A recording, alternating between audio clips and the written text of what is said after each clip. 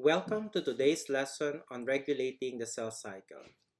While we have already explored how cells grow and divide, it is equally important to understand how this process is carefully controlled. Regulation of the cell cycle is essential for maintaining the balance between growth and repair in organisms while preventing errors that could lead to issues like uncontrolled cell division. In this lesson, we will examine the mechanisms and molecules that ensure the cell cycle proceeds at the right time and in the correct sequence. We will also discuss how disruptions in these regulatory systems can lead to significant consequences for an organism's health. Let us dive into this critical aspect of cellular biology. Now that we have outlined the learning objectives, let us delve into the regulation of the cell cycle. As we progress, you will gain insight into how the cell cycle is carefully controlled to ensure proper growth and function. Additionally, we will examine how cancer cells differ from normal cells, shedding light on what happens when these controls fail.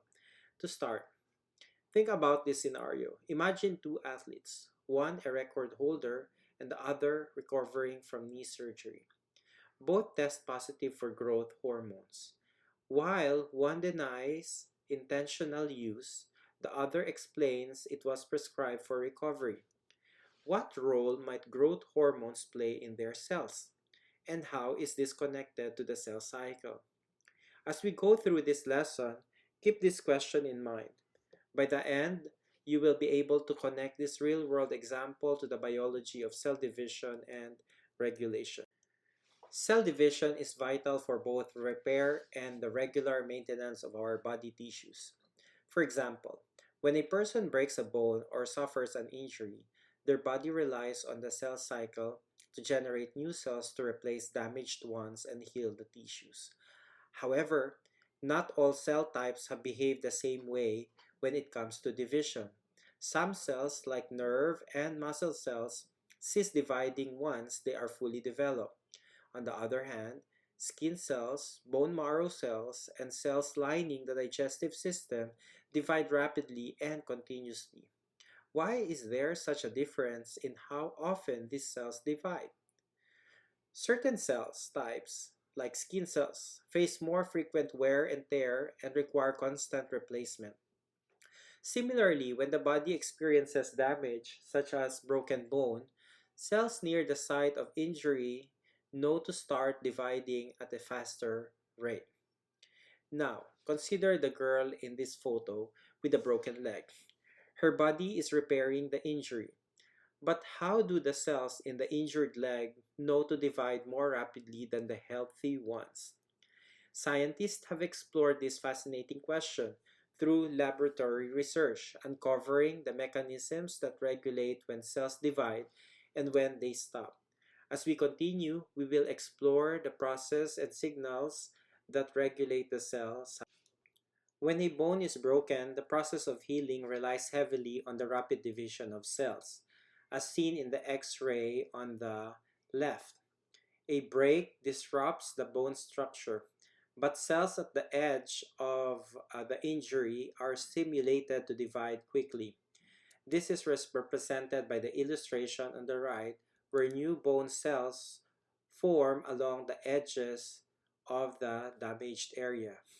Typically, when healing from any injury, whether it is a cut or a broken bone, the process begins at the edges. The cells at the edge of the injury divide and work their way inward, gradually closing the gap. For this bone, the cells will continue dividing until they meet up with neighboring cells, indicating that the healing is complete. This process highlights how the body regulates cell division, not only stimulating it when needed for repair, but also signaling when it is time to stop once the repair is finished. This regulation is crucial for maintaining both the integrity and balance of our body tissues.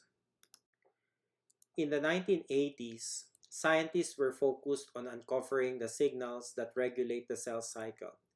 Through their research, they identified a protein in cells undergoing mitosis that was absent in non-dividing cells. To test its effects, they injected this protein into a non-dividing cell. Remarkably, the mitotic spindle, a structure essential for separating chromosomes during mitosis, began to form. The researchers named this protein cyclin because it played a critical role in regulating the cell cycle. Today, we know that cyclin is not a single protein but a family of proteins that precisely control the timing of the cell cycle in eukaryotic cell. Now consider the importance of this regulation. Without it, significant problems could arise. For instance, DNA may not divide evenly between daughter cells, leading to genetic imbalances. Additionally, unregulated cell division could result in excessive unnecessary cells, wasting the organism's resources. This discovery of cyclins underscores how finely tuned the cell cycle must be to ensure proper growth, repair, and functioning of living organisms. Regulating the cell cycle involves complex system of proteins, both internal and external. To ensure that cells divide at the right time and under the right conditions, let us start by examining internal regulations or regulators. These proteins respond to events happening inside the cell. For example, they ensure that mitosis does not begin until the chromosomes have been fully duplicated. Similarly, the cell cannot move into anaphase until spindle fibers are securely attached to chromosomes. In essence, internal regulators act as quality control agents within the cell. Now, let us consider external regulators. These proteins respond to signals from outside of the cell. They either speed up or slow down the cell cycle depending on the needs of the organism. One key group of external regulators is growth factors, which play a vital role in processes such as wound healing and embryonic development. Conversely, some external regulators work to slow or stop the cell cycle, preventing overgrowth that could disrupt surrounding tissues. To bring this concept back to the opening scenario of the two athletes, think about the medication given to the athlete recovering from the knee surgery. It likely contained external regulators, growth factors that stimulated cell division to repair the damaged tissue more effectively. This example highlights how finely tuned the regulation of the cell cycle must be, ensuring a balance between growth and restraint for healthy development and repair. Apoptosis is a critical process in the life cycle of multicellular organisms. It is a form of programmed cell death that serves a vital role in shaping tissues and organs during growth and development. As cells reach the end of their useful lives or sustain damage, apoptosis ensures that these cells are removed in a controlled and orderly manner. For example, consider your skin. If old skin cells did not undergo apoptosis and shed regularly, your skin would become excessively thick, losing its elasticity and protective properties. Apoptosis helps maintain balance by allowing organisms to regulate which cells persist and which cells are removed. This regulation conserves resources for healthy cells and prevents the growth of damaged or malfunctioning cells. In this way, apoptosis is not only a natural part of cell turnover, but also a protective mechanism that ensures the integrity and proper functioning of tissues and the overall organism. As we explore apoptosis further, keep in mind how it contributes to both development and maintenance of living organisms. Cancer is fundamentally a disease of the cell cycle, where normal regulatory signs that control cell division fail to function properly. In the diagram, you can see an example of a tumor, a mass of abnormal cells growing uncontrollably. This tumor likely began when one cell started dividing rapidly, bypassing the usual checks and balances that keep cell growth in check. As cancer cells proliferate, they form a mass that not only takes up physical space but also consumes vital resources. This disrupts the surrounding healthy cells and tissues, preventing them from functioning normally. Moreover, cancer cells can divide or invade other tissues and potentially spread throughout the body, compounding the harm. The bullet points highlight key characteristics of cancer: its disruption of the cell cycle, resistance to normal regulatory signals, and unchecked growth. Together, these features illustrate why cancer is such a dangerous condition and emphasize the importance of understanding cell cycle regulation. The development of cancer involves a progressive disruption of the normal cell cycle, as depicted in this diagram. Step 1 shows how the process begins with a single cell dividing abnormally. Instead of following the carefully regulated signs of the cell cycle, this cell continues to grow and divide unchecked. In step 2, the abnormal cells form a tumor which begins to displace the healthy cells and tissues around it. At this stage, the tumor starts to interfere with the normal functioning of the body. In step 3, the danger escalates as cancer cells break free from the tumor and spread to other parts of the body through the bloodstream or lymphatic system, a process known as metastasis. These rogue cells form secondary tumors in distant tissues, making the condition much more difficult to treat. What makes cancer cells different from healthy cells is their inability to respond to normal regulatory signals. Unlike healthy cells, which stop dividing when they are not needed, cancer cells continue dividing, often at a much faster rate.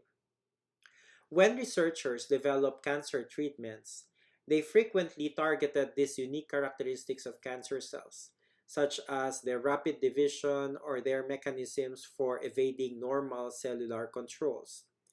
Lastly, while we often use the term tumor to describe a mass of cancer cells, it is important to note that not all tumors are cancerous. Benign tumors, while they may grow in size, do not invade surrounding tissues or spread to other parts of the body, unlike malignant or cancerous tumors, which do not both and cause significant harm.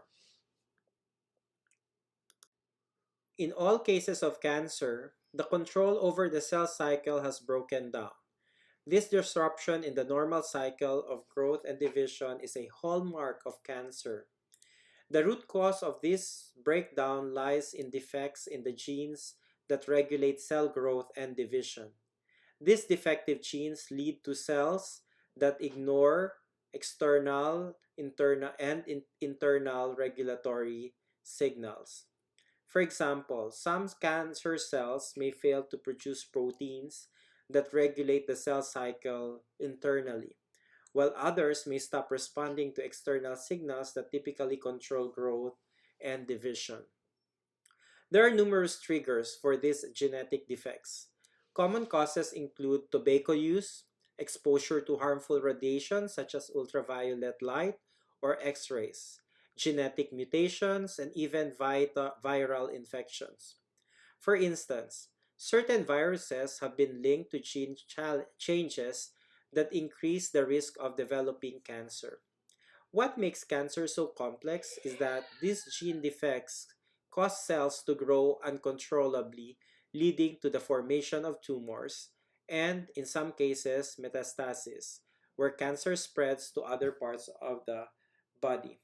Understanding the cause of cancer is crucial for developing targeted therapies and prevention strategies. This slide outlines the three main treatments for cancer: surgery, radiation, and chemotherapy. Each of these approaches targets cancer cells in different ways to slow or stop their growth and spread. Surgery is often used to physically remove a localized tumor, especially when the cancer has not metastasized to other parts of the body. For example, skin cancer is frequently treated successfully through surgical removal. Radiation therapy is designed to target and destroy the DNA of cancer cells. By disrupting their DNA, cancer cells cannot properly divide and replicate. Radiation is particularly effective because cancer cells divide rapidly, making them more vulnerable to DNA damage. Chemotherapy involves the use of chemicals to target rapidly dividing cells. These drugs interfere with the cell cycle, killing cancer cells or slowing their growth. However, because chemotherapy cannot always distinguish between cancerous and healthy dividing cells, it can also affect normal cells. It is important to note that treatments like radiation and chemotherapy can have unintended side effects. Since they target all rapidly dividing cells, they may impact healthy cells that naturally divide more frequently, such as those in the hair, skin, and digestive tract. This challenge drives ongoing research to develop more precise treatments. By better understanding the proteins and mechanisms that regulate the cell cycle, scientists hope to create therapies that specifically target cancer cells, minimizing harm to healthy tissues and improving patient outcomes. In this lesson, we explore the intricate processes that regulate the cell cycle and how these processes are essential for growth, repair, and maintaining healthy tissues. We also examined what happens when the regulation of the cell cycle breaks down, leading to uncontrolled cell growth and the development of cancer. Understanding the mechanisms of the cell cycle not only helps us appreciate the complexity of life, but also highlights the importance of ongoing scientific research to develop better treatments for diseases like cancer. By studying how cells divide, repair, and regulate themselves, we continue to make strides in improving health and tackling some of the most challenging medical conditions. As we conclude, let us reflect on the incredible balance that exists within our cells and how this balance keeps us alive and thriving. Science, at its core, seeks to understand and preserve this balance, one discovery at a time. Thank you for joining me in this exploration of the cell cycle and its regulation.